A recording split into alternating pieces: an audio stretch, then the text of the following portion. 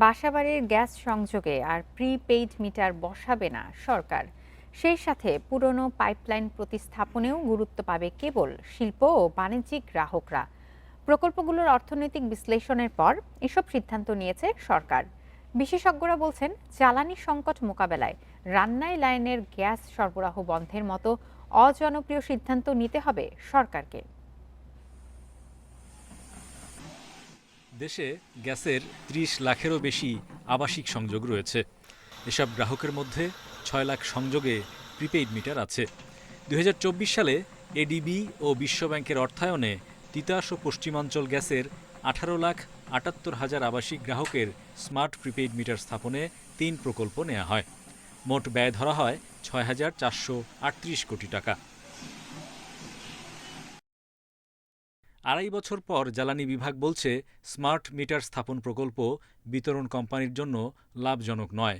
সেই সঙ্গে প্রকল্প প্রস্তাবে স্বল্প সুদের বিবেচনা করলেও এডিবির সঙ্গে চুক্তি হয় বাণিজ্যিক সুদে। মিটার প্রকল্প বাতিল করে অবৈধ সংযোগ বিচ্ছিন্ন করায় জোর দেন মন্ত্রী। যেখানে আমি গ্যাসের প্রেশার নাই, যেখানে তুমি একটা কূপ খনন করো নাই, যেখানে তুমি গ্যাসের উত্তোলন করো নাই, তুমি গ্যাসের পুরনো লাইন নতুন করবা, নতুন করে আবার প্রিপেড মিটার স্মার্ট মিটার লাগাবা, গ্যাসের যারা গ্রাহক তারা পিটাবে ধরে। সেই জন্যই আমি এই প্রকল্পটা পুরো বাতিল করে দিয়েছি। এদিকে তিতাস গ্রাহকদের গ্যাস সরবরাহ বৃদ্ধি, লিকেজ, অপচয় রোধে নারায়ণগঞ্জ থেকে ঢাকার গ্যাস সঞ্চালন ও বিতরণ লাইন প্রতিস্থাপনে ৮,০২৯ কোটি টাকার একটি প্রকল্প প্রস্তাব করা হয়।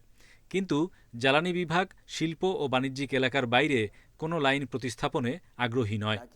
বিশেষজ্ঞরা বলছেন, গ্যাসের সরবরাহ কমেছে, তাই জ্বালানির সর্বোত্তম ব্যবহার জরুরি। আমাদেরকে গৃহস্থলী থেকে গ্যাসটাকে সরিয়ে নিতে হবে। ওকে, দ্যাট হলো ফার্স্ট। তারপরে যেখানে যেখানে ইন্ডাস্ট্রিতে এবং অন্যান্যখানে চুরি হচ্ছে, আমাদের যে সিস্টেম লস, এটাকে বন্ধ করতে হবে। এই দুইটা করলেই কিন্তু আমাদের অনেক একটা সিস্টেমের মধ্যে চলে আসবে। তারপরে আমাদেরকে সিএনজিটাকেও ধরতে হবে। বর্তমানে দৈনিক ৪০০ কোটি ঘনফুট চাহিদার বিপরীতে ২৭০ কোটি ঘনফুট পর্যন্ত গ্যাস সরবরাহ হয়, যার ১০% ব্যবহার হচ্ছে রান্নার চুলায়। Hari Saha, independent news, Dhaka.